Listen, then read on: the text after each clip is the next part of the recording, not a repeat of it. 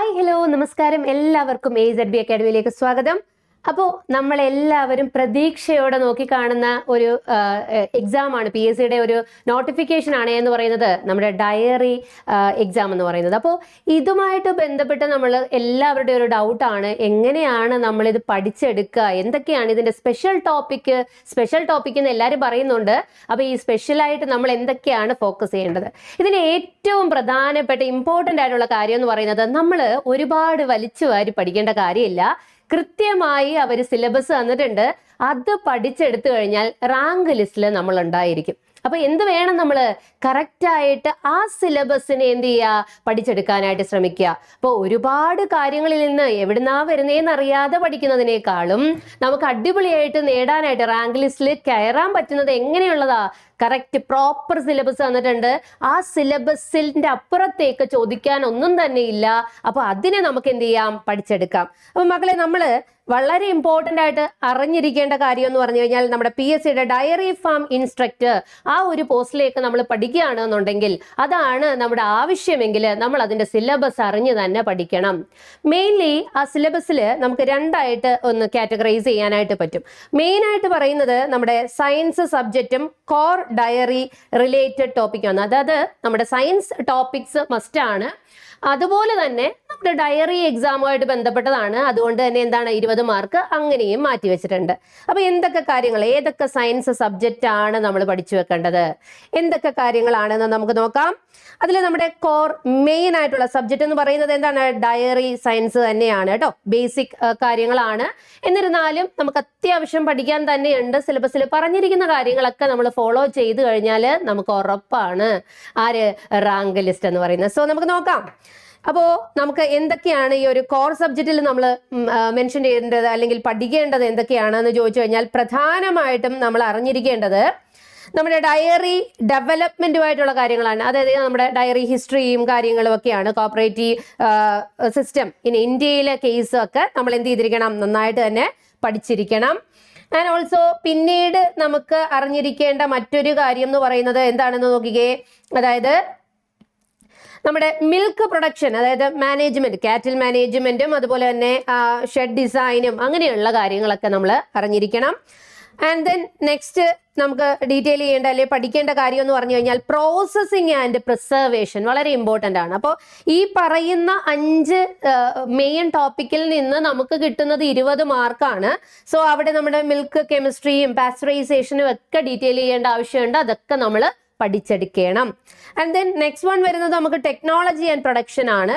അവിടെ എന്താണ്, manufacturing of various diary products, ഒരുപാട് ഡയറി പ്രൊഡക്ട്സ് ഉണ്ട്. അപ്പോൾ അതിൻ്റെയൊക്കെ പ്രൊഡക്ഷനുമായിട്ട് ബന്ധപ്പെട്ട് കുറച്ച് ഡീറ്റെയിലിങ് നമുക്ക് ആവശ്യമാണ്. ആൻഡ് ദെൻ മാനേജ്മെന്റ് ആണ്, ഡയറി എക്കണോമിക്സ്, അങ്ങനെയുള്ള ഡീറ്റെയിലിംഗ് ആണ് നമുക്ക് പറയുന്നത് കേട്ടോ. അപ്പൊ ഇത്രയും കാര്യങ്ങളിൽ നിന്ന് നമുക്ക് കിട്ടുന്നത് എത്ര മാർക്കാണെന്ന് നോക്കിക്കേ, 20 മാർക്ക് കറക്റ്റ് ആയിട്ട് അവർ പറഞ്ഞു വെച്ചിട്ടുണ്ട്.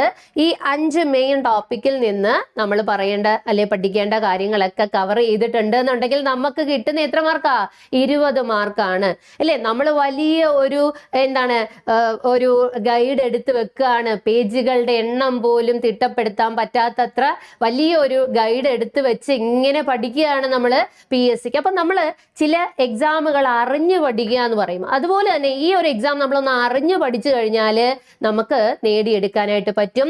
ഒരുപാട് സ്ട്രെയിൻ ചെയ്യേണ്ടതുമില്ല. എന്നാൽ നമ്മൾ പഠിക്കേണ്ട കാര്യങ്ങൾ വൃത്തിയായിട്ട് പഠിച്ചു മാറുകയും ചെയ്യണം.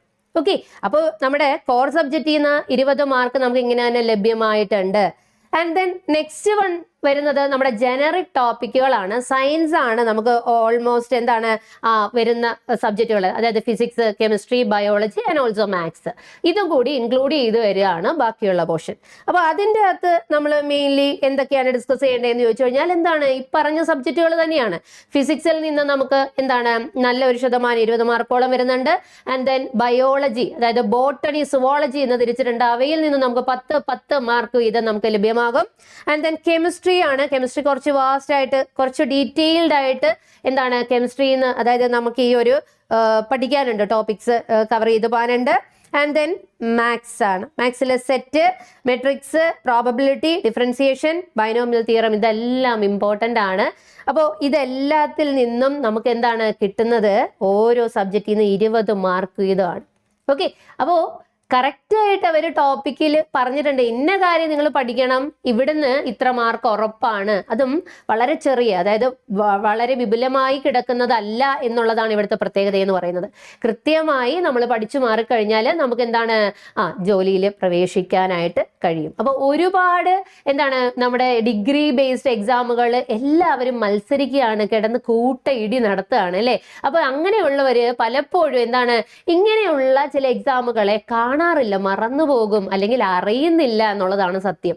അപ്പൊ നമ്മള് നിങ്ങളിലേക്ക് എത്തിക്കുകയാണ്. ഉറപ്പായിട്ടും നിങ്ങളൊരു ഡിഗ്രി ഹോൾഡർ ആണെന്നുണ്ടെങ്കിൽ ഉറപ്പായിട്ടും ഈ ഒരു എക്സാമിന് അറ്റൻഡ് ചെയ്യുക, അല്ലെ പഠിക്കുക. നിങ്ങൾ അറ്റൻഡ് ചെയ്യുക, നിങ്ങൾക്ക് വിജയിക്കാനായിട്ട് കഴിയും, റാങ്ക് ലിസ്റ്റിൽ എത്തപ്പെടാനായിട്ടും കഴിയും. അപ്പോൾ എല്ലാ സപ്പോർട്ടിന് വേണ്ടിയിട്ട് നമ്മുടെ AZB അക്കാഡമി നിങ്ങളോടൊപ്പം തന്നെയുണ്ട്. നിങ്ങൾക്ക് എന്തെങ്കിലും ഡൗട്ടോ കാര്യങ്ങളോ ഒക്കെ ഉണ്ടെന്നുണ്ടെങ്കിൽ നമ്മുടെ കോൺടാക്ട് ഡീറ്റെയിൽസിൽ വിളിച്ച് നിങ്ങൾക്ക് എന്ത് ചെയ്യാം, കാര്യങ്ങൾ ക്ലിയർ ചെയ്യാവുന്നതാണ് കേട്ടോ. അപ്പോൾ ഉറപ്പായിട്ടും ഈ ഒരു അവസരം നിങ്ങൾ മിസ്സാക്കരുത്. സിലബസ് അറിഞ്ഞ് തന്നെ പഠിക്കാം.